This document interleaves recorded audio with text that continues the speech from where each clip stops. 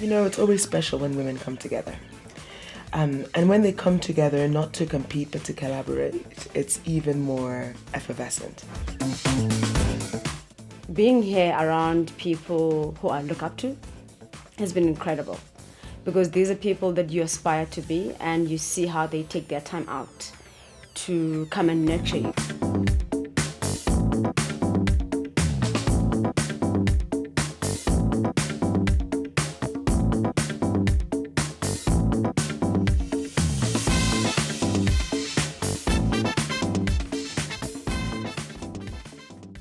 The Africa growth story that we have witnessed in the past decade is not a mirage, but it does show that the benefits of that growth have not been evenly distributed, and women and children have shared least in its prosperity.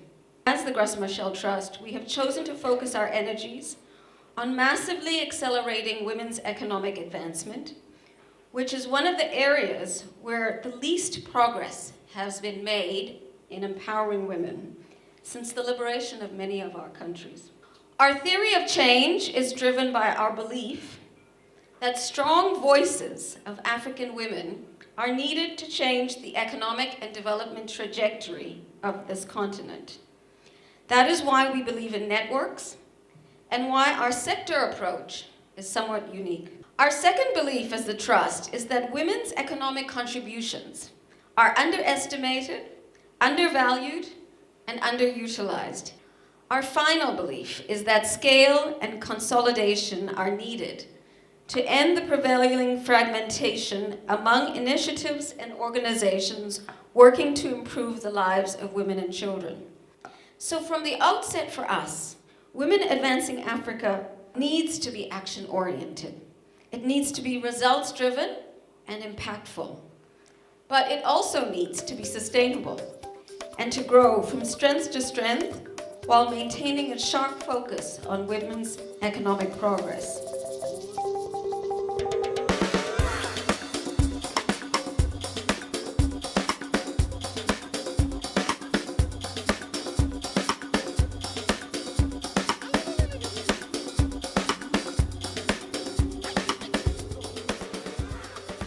Firstly, perhaps it's just to frame what success could look like, so that as we engage, we're driving ourselves towards this is what we're aiming to achieve. Amongst the many things, I think the four that come up for me are a shared understanding of words, narratives, is a convergence of all our efforts, our skills, our passion points, and generating a single vision to drive sustainable change, to reimagine the reality of the African woman, wherever she may find herself on that life continuum.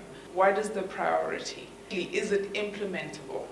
Another point is about structuring an execution timeline and to construct governance entities. So how do we hold each other accountable? To also just convert our language into stats, because the world listens to sound bites.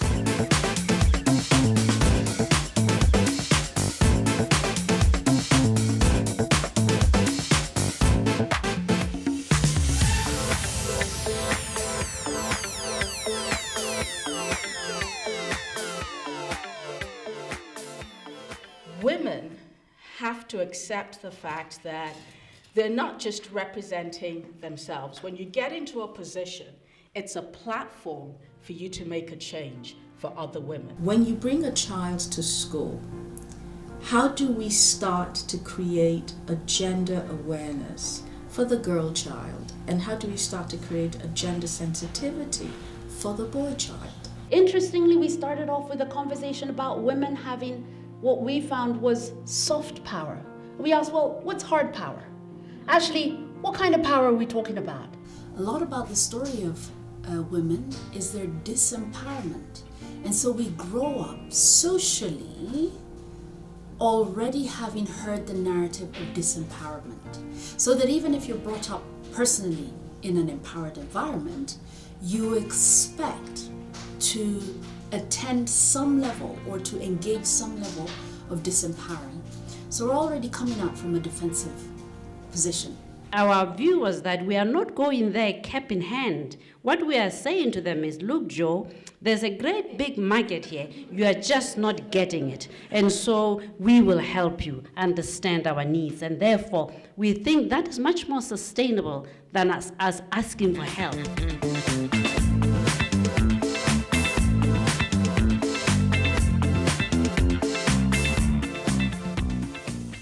A lot of the challenges that I think Africa faces, a lot of challenges African women face, are embedded in a lot of accepted social norms, but these are globally accepted social norms. So I think many of the things that we spoke about today, women feel across the world.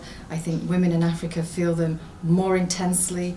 The results of some of these social norms, which put women at a disadvantaged position, have graver results. So I think that really is a big starting point. We need to work as collectives. Women are very good in being fragmented. We are very fragmented.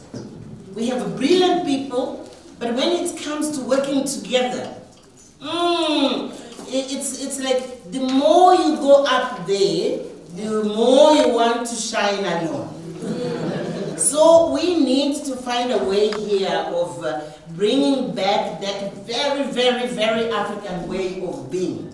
We need to rescue and value again that every single woman who is successful has to account to herself that with me, I brought 5, I brought 10, I brought 20, whatever you want, but wherever is your capacity. But you have to account to yourself that my success is measured by the level I have been able to bring others with me. I very much like the words of Graça Machel. They were very inspiring, but that now we really need to do something differently and to change. It's about somehow fundamentally and very deeply changing a lot of the things that we may have accepted in the past. She's action orientated. She's not doing it because she wants to be seen as doing something. She's doing it because you can see it's an internal call that she's answering.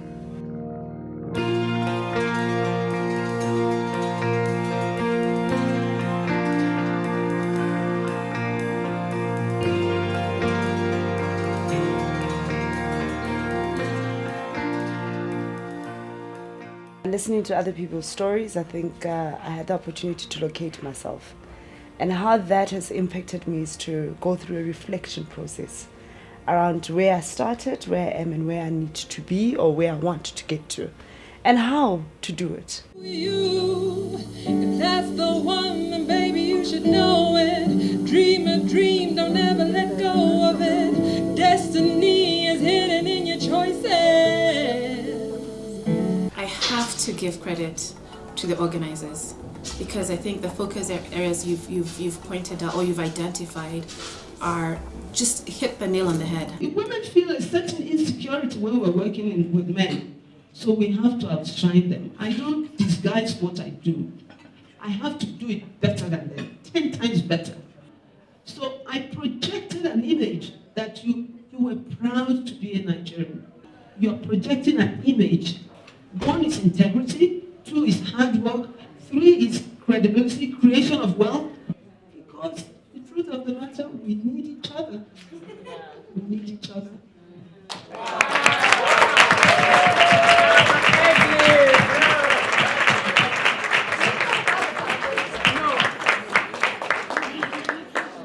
Come and breathe. That's the spaces. Come and breathe, and come and share with us the incredible work that you're doing in your community and your countries and your regions. And come and learn with us how to take Africa forward. But most importantly, come and form part of a sisterhood that is willing to go all out. We're not playing around anymore.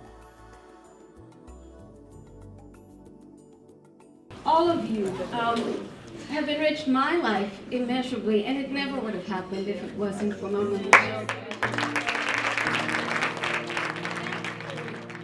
It's not a small undertaking, what we're embarking on, the bigger conference as well as this, and we're going to need a whole range of sponsors who can help us to make sure that this platform is sustainable. But we're also looking for sponsors who can become partners, really, who are really prepared to walk a journey with us. And it has been really such an incredible experience, and I thank you all for sharing yourselves as well with us.